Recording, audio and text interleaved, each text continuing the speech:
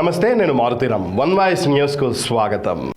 సిద్దిపేట జిల్లా గజ్వేల్లో యువజన కాంగ్రెస్ రాష్ట్ర మాజీ ప్రధాన కార్యదర్శి సర్దార్ ఖాన్ మీడియా సమావేశం నిర్వహించారు.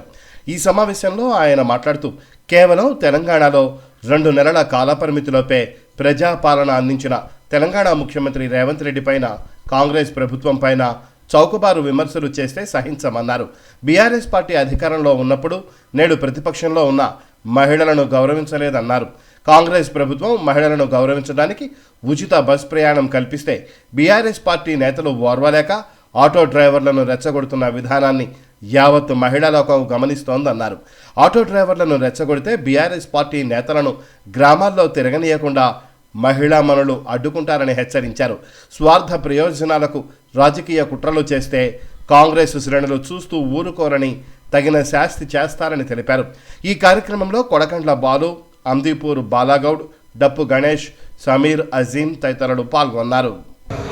గజ్వేల్ నియోజకవర్గానికి చెందినటువంటి నాయకుడు వేదక్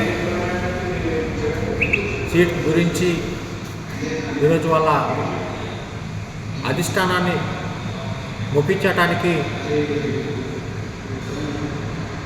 వాళ్ళ స్థాయి మించి ఈరోజు తెలంగాణ గౌరవ ముఖ్యమంత్రి వర్యులు రేవంత్ రెడ్డి గారి పైన,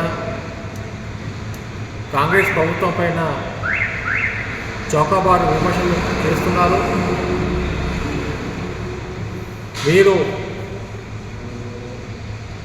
ఎంత మొత్తుకున్న తెలంగాణ ప్రజలకు తెలుసు.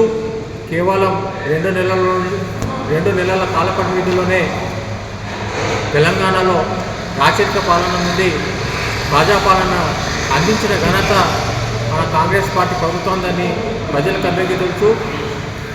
మీరు తమ పద్ధతి మార్చుకొని ఈరోజు ప్రజా క్షేత్రంలో ఉండాలని, ఎందుకంటే ఇలాంటి చౌకబారు విమర్శలు చేసుకుంటూ కూర్చుంటే ప్రజలు నమ్మరు.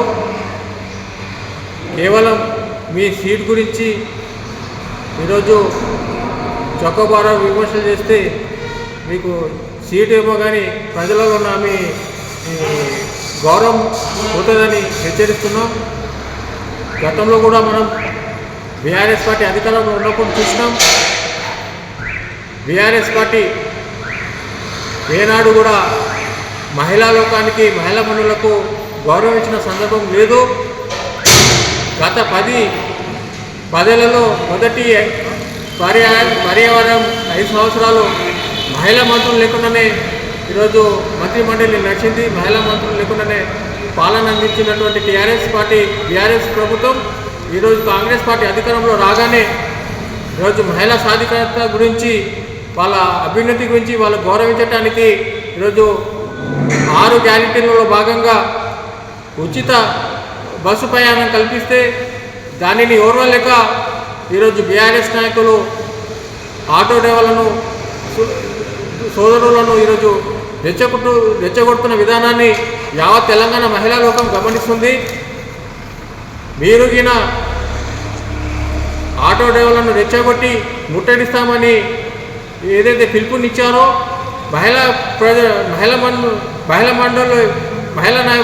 మహిళలంతా గమనిస్తున్నారో, మీరు తమ పద్ధతిని మార్చుకోకపోతే, మీరు గ్రామాలలో తిరిగితే మహిళలు కూడా మిమ్మల్ని ముట్టడిస్తే గ్రామాలలో తిరగనీయకుండా అడుకుంటారని హెచ్చరిస్తున్నాం.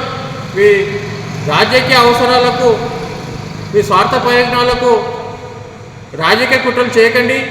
అలా చేస్తే కాంగ్రెస్ పార్టీ శ్రేణులు చూసి ఊరుకోరని హెచ్చరిస్తున్నాం.